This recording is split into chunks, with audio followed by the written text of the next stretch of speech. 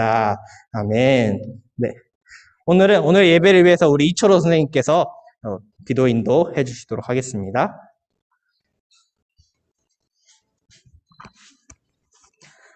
자, 어린이 여러분, 자, 기도할게요. 두 손 모으고 두 눈 감고 가급적이면 무릎 꿇고, 자, 안 보인다고 양반다리하고 쭉 뻗고 있지 말고 예의 바르게 한번 해볼까요, 우리? 자, 하는 친구들도 있고 안 하는 친구들도 있네. 자, 기도할게요. 사랑의 하나님, 오늘 이렇게 하나님 앞에 예배 드릴 수 있도록 해주셔서 감사합니다. 또한 교회에서 또 각 가정에서 이 시간 마음을 다해 예배 드립니다. 하나님, 저희들의 예배를 기쁘게 받아주세요. 하나님, 일주일 동안 살면서 하나님 앞에 감사한 일들이 많았습니다. 먹을 것 있어서 마음대로 먹고, 마실 것 있어서 마음대로 마시고, 또 입고 자고 했습니다. 저희들의 눈에는 보이지 않지만 먹고 싶어도 먹지 못하는 사람들도 많고, 또한 추위에 떨고 있는 사람도 많습니다. 그런데 이렇게 좋은 환경에서 하나님 앞에 또한 예배 드릴 수 있도록 인도해 주셔서 감사합니다. 이 시간 예배 드리는데 저희들의 가끔씩 보면 마음을 다하지 못하고 또 정성을 다하지 못하고 예배 드릴 때가 있습니다. 이 시간 저희들의 마음이 습관적으로 예배 드리려고 했던 그런 마음이 있다면 하나님 이 시간 용서해 주세요. 그리고 일주일 동안 살면서 하나님 앞에 말씀도 읽지 않고, 그리고 하나님 앞에 기도도 하지 않고 말씀대로 실천하려고 노력도 하지 않은 것도 있었습니다. 하나님 이 시간 용서해 주세요. 이 시간 말씀을 또한 전도사님을 통해서 듣습니다. 말씀을 전하시는 전도사님 또한 힘있게 말씀을 잘 전할 수 있도록 붙잡아 주시고, 또 강건케 해주시며, 또 그 말씀을 들을 때 무슨 말씀인지 잘 깨닫게 해주시고, 또한 이 가을에 오곡이 무럭무럭 일어나는 것처럼 저희들의 믿음 또한도 무럭무럭 자라날 수 있도록 저희들의 믿음을 자라나게 도와주세요. 이 시간 처음부터 마치는 시간까지 주의 말씀이 저희들의 마음속에 쑥쑥 들어올 수 있게 해주시고, 싹이 트고 잎이 열리고 열매까지 맺을 수 있는 귀한 말씀이 될 수 있도록 은혜 베풀어 주세요. 처음부터 마치는 시간까지 주의 은혜가 저희 모두에게 임하게 해주세요. 예수님의 이름으로 기도드렸습니다. 아멘.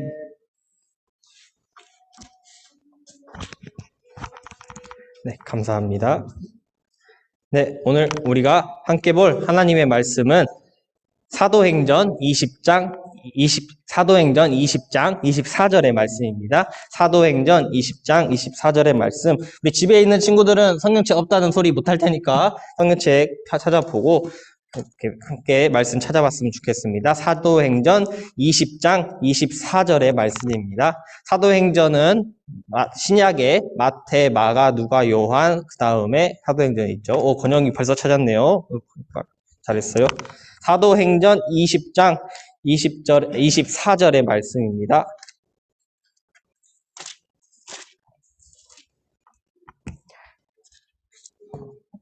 사도행전 20장 24절 한 절의 말씀을 함께 읽도록 할게요.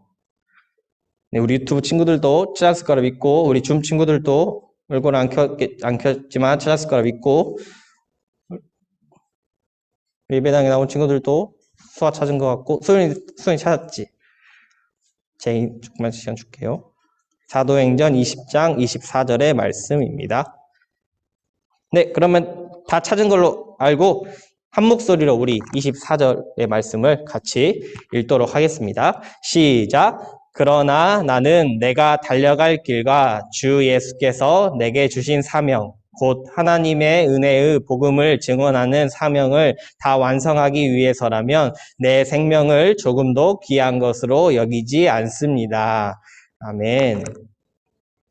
네, 오늘은 바울의 세 번째 전도 여행이라는 제목을 가지고 함께 말씀을 나누도록 하겠습니다. 오늘 또 이렇게 말씀 잘 듣는 친구들 없으니까 바울이 네, 영상을 안 보도록 하겠습니다. 미안해요. 이게 중사님이 다시 원인을 찾아서 다시 돌아올게요. 이게 왜 그랬는지 모르겠어요. 저건 치우면 돼. 잠시만요. 그래, 이렇게 문제가 있으면 친구들 즉각 말해줘요. 그러면 전도사님이 바로바로 최대한 조치를 할게요. 이제 아마 저기 사라졌어요. 친구들 중 혹시 나는 들리긴 하는 거죠? 친구 들리죠? 들리죠? 들릴 거예요. 네. 네, 고마워요. 혹시 친구들 중에 나는 장래 희망을 정했다 하는 친구 있어요? 나의 꿈을, 내가 미래에 뭐 할지를 정해봤다는 친구 있을까요? 우리 예배당에 나와 있으니까 예배당에 나왔다는 이유로 우리 혹시 소윤이는 혹시 나는 장래에 뭘 하겠다 정한 거 있어요? 혹시 뭐 얘기해 줄 수 있어요? 의사를. 혹시 제이는 장래 희망으로 나는 미래에 뭘 하겠다 혹시 정한 거 있어요? 아직 없어요? 혹시 수아는 정한 거 있어요? 의사 아니면 교사? 그렇군요. 우리 혹시 온라인 신비는 유튜버 그렇고 혹시 줌 친구들 중에서도 나는 뭘 하겠다 하는 친구 있어요? 나는 뭘 해보겠습니다. 이게 지금 화면에 나오고 있는 게 2020년에 그 조사를 한 거래요. 보니까 좀 이렇게 비슷한 것 같아요. 1위가 운동선수래요. 어떤 운동선수라고 정확히 정해져 있는 건 아니지만 그 운동선수가 1순위라고 하고 19년에 이어서, 그리고 2위로는 의사, 3등으로는 교사, 그리고 4등으로는 크리에이터, 유튜버 이런 거, 유튜버나 뭐 BJ 이런 거 말한 거겠죠. 그리고 5위로 프로게이머 이런 식으로 나와 있다고 해요. 혹시 친구들 주변이나 친구들의 친구들이나 봤을 때 좀 약간 이런 게 맞나요? 맞는 것 같아요. 근데 우리가 친구들이 아직 미래에 장래희망에 직업을 정한 친구도 있을 수 있고 아직 못 정한 친구도 있을 수 있지만 나중에 이제 정하게 될 때 좀 더 쉽게 정하는 방법이 있어요. 이게 어떠한 그냥 직업을 목표로만 하면 이게 조금 어려울 수 있거든요. 근데 어떠한 직업이 이게 목적이 되는 게 아니라 내가 무엇을 하겠다. 단순히 어떠한 직업을 갖겠다는 게 아니라 무엇을 해야겠다는 것을, 목적을 정하게 되면 그러면 거기에 맞는 직업들이 여러 개가 있거든요. 예를 들어서 나는 좀 더 가르치는 직업, 누군가를 가르치는 일을 하고 싶다 이렇게 하면은 뭐 학교 선생님도 있고, 근데 아니겠죠. 초등학교 선생님, 뭐 중학교 선생님, 고등학교 선생님, 아니면 교수가 될 수도 있고, 아니면 또 다른 분야에서 뭐 여러 분야에서 가르칠 수 있는 거 많으니까. 그래서 단순히 직업을 한정 짓는 게 아니라 내가 뭘 하고 싶은지 목적을 정하면 좀 더 수월할 거예요. 그래서 왜냐하면 직업은 수단이지 이게 목적이 될 수 없는 거기 때문에 친구들이 잘 고민하면서 내가 뭘 하고 싶은지, 내가 왜 이걸 하고 싶은지를 먼저 고민하면 쉽게 직업을 좀 정하는데, 이렇게 장래 희망을 정하는데 도움이 될 것 같아요. 준수님은 그런 게 없어서 가지고 맨날 바뀌었거든요. 초등학교 때는 막 경찰 한다 했다가 중학교 때 가가지고는 선생님 한다 했다가 또 고등학교 때 가가지고 또 다시 경찰 할까 하다가 경찰 못 할 것 같다 가지고 뭐 이렇게도 그렇게 바뀌었거든요. 그냥. 그래서 친구들은 좀 더 그런 일이 수단이 아니라 목적을 정하고 이렇게 사는 친구들이 됐으면 좋겠어요. 오늘 우리가 말씀에서 같이 본 성경에 나오는 바울은 수단이 아니라 목적을 갖고 이렇게 목적을 이루기 위해서 살아가는 사람이었어요. 바울이 이렇게 신약 성경에 보면은 계속해서 많이 나올 정도로 매우 열심히 하나님의 말씀, 복음을 전하기 위해서 노력했던 사람이에요. 그리고 우리가 계속 봤던 벌써 세 번째 전도여행이라고 나올 만큼 그렇게 전도여행까지 열심히 다녔던 그런 사람이죠. 근데 또 얘기했던 것처럼 그 전도여행이라는 게 결코 편한 일이 아니란 말이에요. 지금은 비행기가 있고 돈만 있으면은 이 나라에서 다른 나라 가는데 하루도 안 걸리거나 이렇게 가까이 있으면 하루도 안 걸리게 갈 수 있지만 하루도 안 걸린다 할지라도 다른 나라에 가서 이렇게 지낸다는 게 내가 아는 사람도 없고 나랑 먹는 음식 스타일도 다를 수도 있고 그런 것 때문에 결코 쉽지 않은 건데 2000년 전에는 비행기를 타고 가는 것도 아니고 걸어서 가거나 혹은 엄청 빠른 모터배가 아니라 바람에 의해 이렇게 노를 저어서 가는 그런 배를 타고 다녔기 때문에 상당히 전도 여행을 다닌다는 것은 쉽지 않은 일이었을 거예요. 근데 불구하고 우리에는 세 번째 전도 여행이자 여러 번 바울이 이렇게 전도 여행이라는 이름이 아니라 할지라도 다른 곳에 가서 복음을 전하고 다른 나라에 가서 복음을 전하고 이렇게 했던 거는 결코 쉬운 일이 아니었을 거예요. 심지어 다른 나라에 갔을 때 그 나라 사람들이 이렇게 환대해주면은 좋기라도 하지만 갔을 때 막 별로 반겨주지도 않고 심지어 목숨까지 위협하는 그런 상황이 있었기 때문에 바울의 전도 여행은 결코 편하거나 쉽거나 간편한 일이 아니었다는 거예요. 그런데 그럼에도 불구하고 왜 바울은 어떠한 목적이 있었기 때문에 어떠한 생각을 갖고 있었기 때문에 그렇게 힘들고 소위 말하는 개고생이라고 할 만한 그런 힘든 일임에도 불구하고 전도 여행을 한 번도 아니고 수차례나 이렇게 갔을까요? 하루 걸리는 것도 아니고 몇 년이나 이렇게 걸리는 것을 이렇게 힘듦에도 불구하고 바울은 했었을까요? 바울의 목적이 도대체 무엇이었을까요? 오늘 그 이유에 대해서 오늘 우리가 같이 읽진 않았지만 함께 볼 내용 말씀 중에 바울이 에베소라는 곳에 갔을 때 이야기를 통해서 바울의 목적이 무엇이었는지, 바울이 왜 그렇게 전도를 했는지, 왜 그렇게 복음을 전했는지를 알아보도록 하겠습니다. 바울의 목적이 무엇인지 알아보도록 할게요. 지금 에베소는 오늘날의 지금의 터키라는 나라의 셀룩스라는 지역의 옛날 이름이에요. 옛날에는 에베소였지만 지금은 터키의 셀룩스라는 지역이 있어요. 이 사진은 그 터키의 에베소, 그러니까 옛날 에베소의 지금 셀룩스라는 곳의 그 전경이에요. 이 사진은 사진 보니까 잘 찍은 것 같아요? 아니면 별로 못 찍은 것 같아요? 어떤 느낌이 들어요? 사진 봤을 때 잘 찍었네 이런 생각이 들어요? 아니면은 누가 찍은 거야 이런 생각이 들어요? 별로예요? 별로인 게 맞을 수 있는 게 이 사진은 전도사님이 터키에 가서 직접 찍은 사진이에요. 3년 전에 아마 날짜 1월 10일 정도, 2018년 1월 10일 19년? 아니 2018년 1월 10일 정도에 가서 전도사님이 직접 찍은 사진. 터키에 있는 셀룩스라는 곳, 예전 에베소에 가서 이게 찍은 사진이에요. 이 에베소라는 곳은 약 2000년 전에 에베소라는 곳은 로마 제국 당시에 항구 도시였어가지고 무역을 통해서 이렇게 큰 경제적인 이익을 얻어서 성장했던 도시였어요. 그런데 이 에베소라는 곳은 우리는 아르테미스, 달의 여신으로 잘 알고 있는 그때 표현으로 아데미라는 여신이라는 신을 아데미 여신을 숭배하는 도시였어요. 그래가지고 이 아데미 여신은 이 땅과 풍요를 상징하는 신이었기 때문에 에베소는 부유한 도시라고 했잖아요. 항구 도시를 이렇게 경제적으로 큰 이득을 봤던. 그래서 이 에베소가 이렇게 경제적으로 큰 이득을 볼 수 있었던 것, 에베소가 이렇게 무역에서 잘 성공해가지고 부유한 도시가 될 수 있었던 것은 다 아데미 여신 때문이라고 사람들은 생각하고 있었어요. 그래서 집집마다 보면 에베소 사람들은 집에다가 다 아데미 여신 상을 갖고 있었다고 해요. 그만큼 아데미 여신을 엄청 숭배하는 나라였던 거예요. 이게 아데미 여신 상의 모습이거든요. 그래서 이렇게 아데미 여신을 우상 숭배하고 있던 에베소에 가서 바울이 우리가 말씀에 나온 것처럼 전도여행을 가서 복음을 전했다는 거예요. 우리가 함께 보지는 않았지만 사도행전 19장에 보면 이런 말씀이 19장에 보면 8절에서 10절에 보면 이런 말씀이 나와요.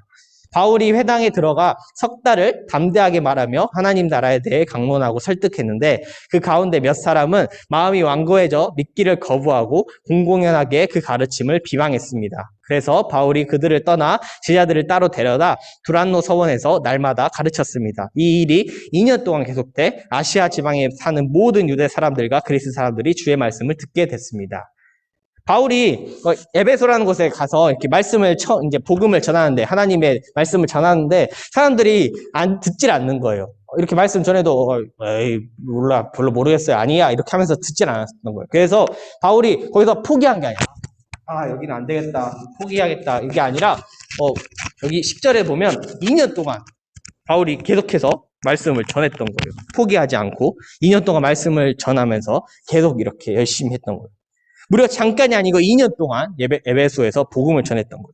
그래서 처음에는 사람들이 아데미 여신을 숭배하던 사람들이 안 돼야 뭔 소리야 하면서 듣지 않았지만 점차 말씀을 2년 동안이나 복음을 전하는 바울에 의해서 사람들이 말씀을 듣기 시작했어요. 그리고 말씀을 받아들이고 복음을 받아들이고 하나님을 믿기 시작한 거예요. 그래서 에베소에 어느 순간 아데미 여신이 아니라 하나님을 믿기 시작하는 사람들이 점차 늘어나기 시작했던 거예요. 여기까지만 보면 역시 바울이네, 대단하다, 잘 됐네 라고 이렇게 끝나면 참 좋겠지만 그렇지 않았어요. 에베소 사람들은 집집마다 아데미 여신을 이렇게 갖고 있다 했잖아요. 근데 그 아데미 여신 상이 하늘에서 이렇게 뚝 갑자기 나타나가지고 너는 이제부터 나는 이 집에 있을 것이다 이랬을까요? 아니겠죠. 아데미 여신 상을 만들어서 파는 사람이 있었어요. 그 사람 이런 식으로 만들어서 파는 사람이 있었겠죠. 그러면 집집마다 사람들이 나도 사야지 하고 이렇게 돈을 주고 이렇게 샀을 거예요. 그렇기 때문에 집집마다 있었을 거예요. 근데 사람들이 더 이상 이제 원래는 아데미 여신만 이렇게 에베소 사람들이 숭배했으니까 이렇게 사고 뭔가 좀 낡거나 혹시나 뭐 이렇게 잘못되면 또 사고 이랬을 텐데 이제 아데미 여신 사람들이 믿는 사람이 줄어들기 시작하니까 원래 한 달이면은 못해도 한 100개 정도 팔렸어야 한다고 치면 어느 순간부터 이 숫자가 줄어드는 거예요. 왜 이번 달은 갑자기 90개지? 왜 80개지? 이렇게 줄어들기 시작하는 거예요. 그래서 뭐지? 왜 이렇게 줄어들지? 이렇게 생각해 보니까 바울이라는 사람이 복음을 전하고 있다는 것을 알게 되었던 거예요. 말씀에 보면 이렇게 우리가 함께 읽지 않았지만 19장 또 말씀 24절에서 27절에 보면 이렇게 나와요. 25절에 보면 그가 직공들은 물론 이 일에 관련된 여러 일꾼들을 불러 모아놓고 말했습니다. 여기서 말하는 일꾼들은 아데미 여신상을 만드는 사람들이에요. 이 사람이 이렇게 아데미 여신상을 만드는 사람들을 모아놓고 말했대요. 여러분도 알다시피 우리가 이 사업으로 꽤 소득이 좋았습니다. 그런데 여러분도 보고 들은 대로 바울이라는 이 사람이 여기 에베소뿐만 아니라 아시아에서 온 지방에서 사람이 만든 신은 신이 아니다라면서 많은 사람들을 설득해 마음을 돌려놓고 있습니다. 라고 말했다는 거예요.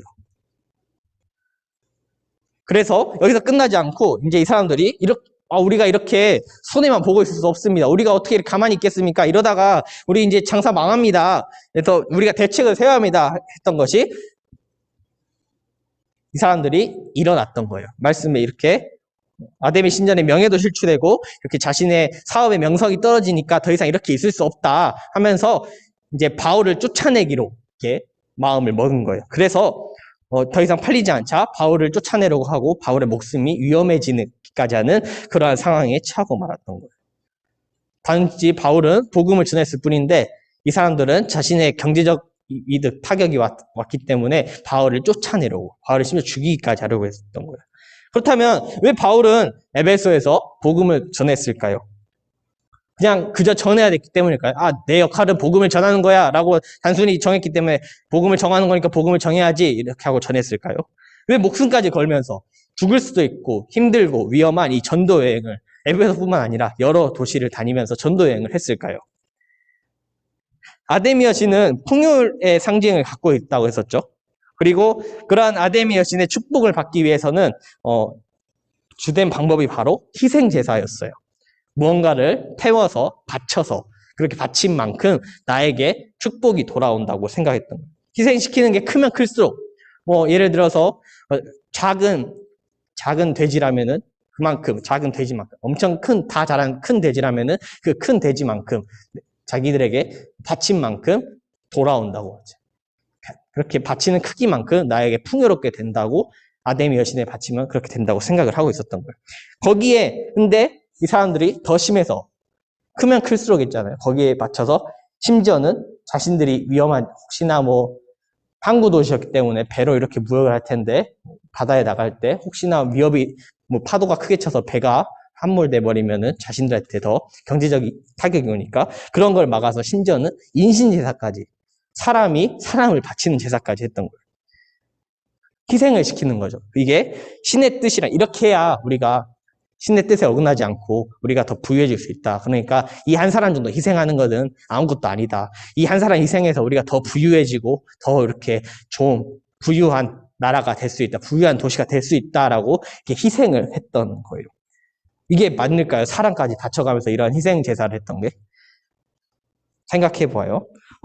상영된 지 꽤 됐지만 우리 영화 이제 개봉한 지 2년 정도 됐으니까 이 내용에 대해서 스포해도 괜찮을 것 같으니까 영화 내용을 얘기할게요.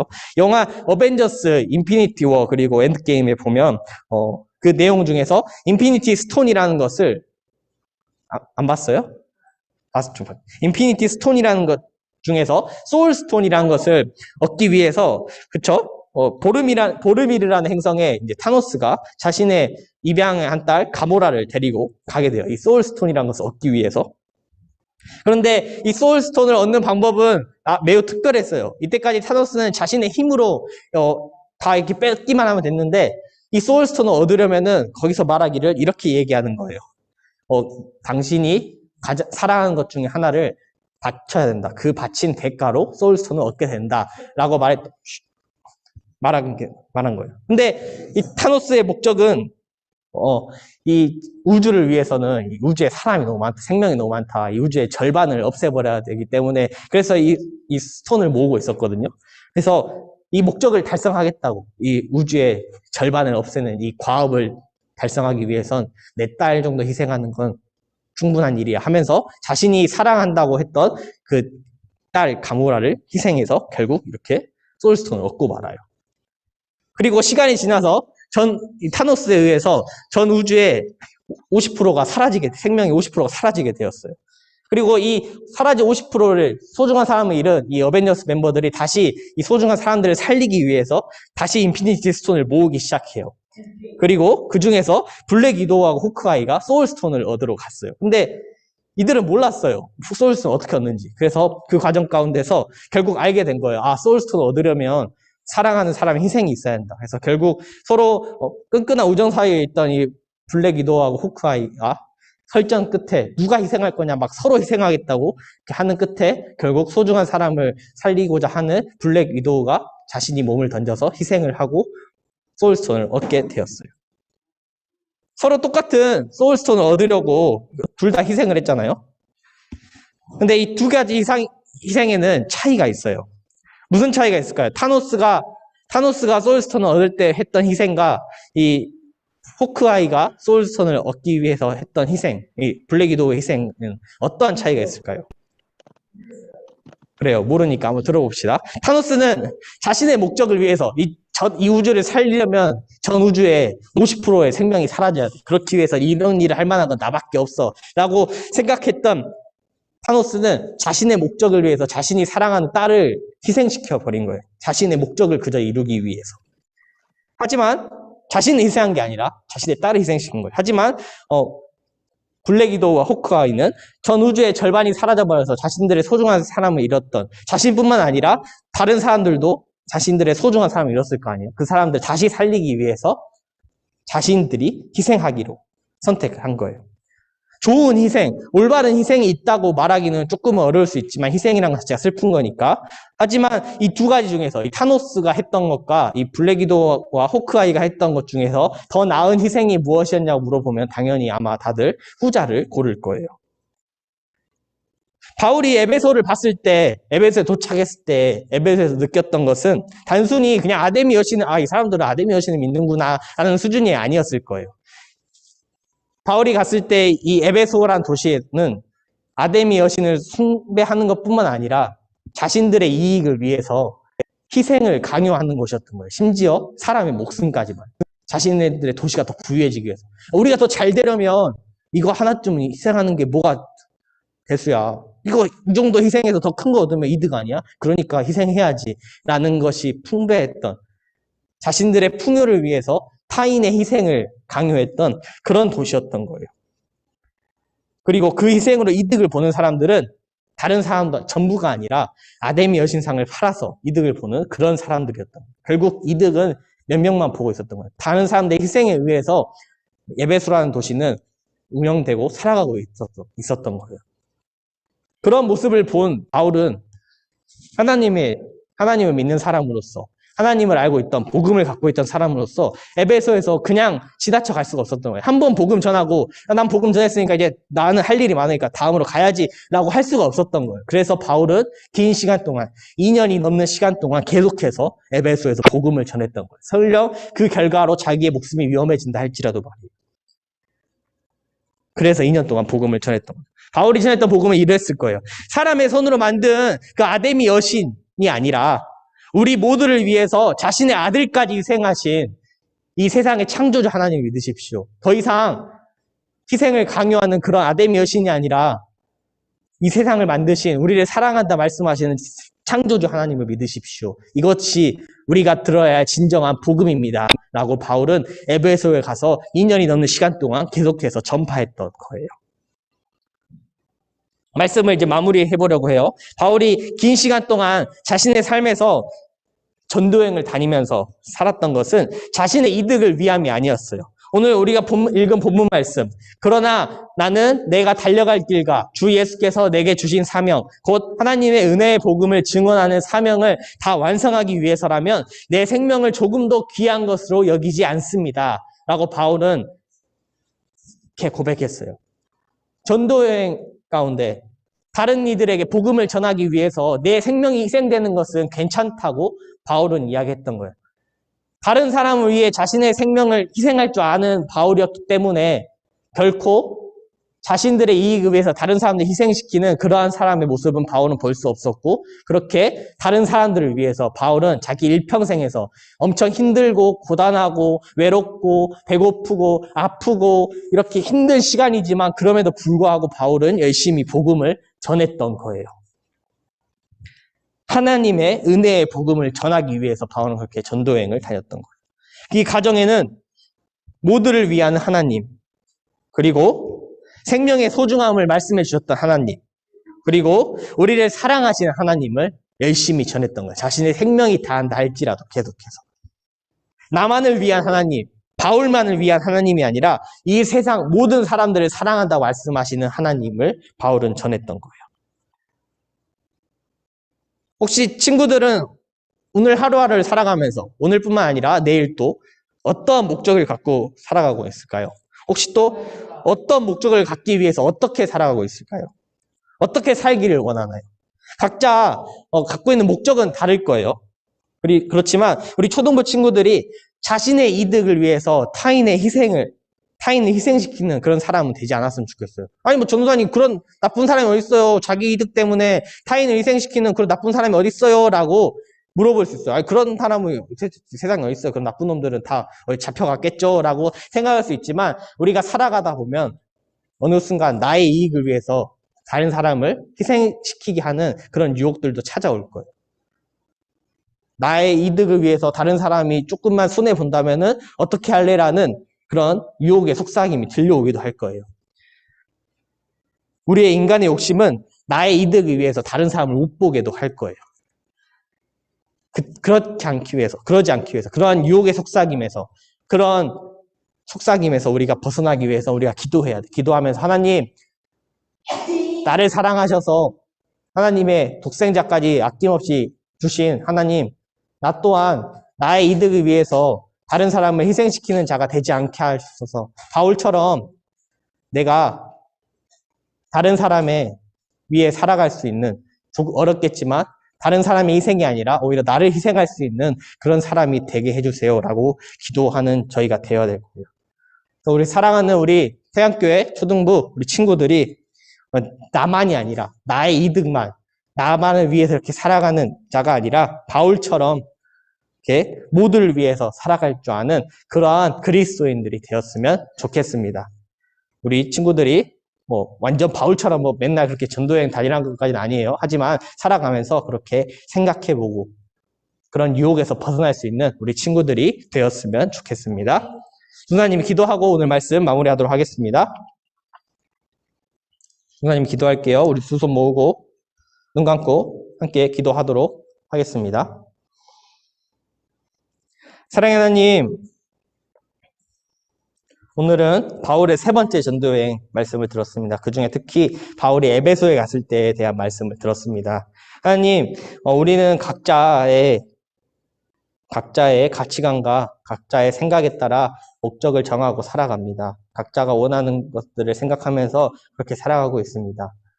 하지만 혹시나 나의 목적을 이루기 위해서 다른 사람의 희생을 강요하는 그런 일이 일어나지 않도록 주님, 그런 유혹 가운데서 저희가 흔들리지 않고 나의 이익을 위해서 다른 사람의 희생시키는 그런 유혹에서 벗어나 오히려 모든 사람들을 생각하며 우리 모두를 사랑하신 하나님의 은혜를 생각하며 살아가는, 그래서 그렇게 유혹을 뿌리치면서 살아갈 수 있는 저희 초등부 친구들이 되게 하여 주옵소서.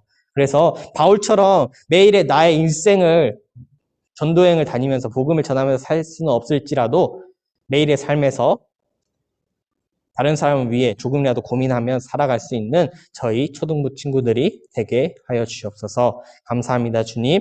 우리를 너무나도 사랑하시는 예수님의 이름으로 기도합니다.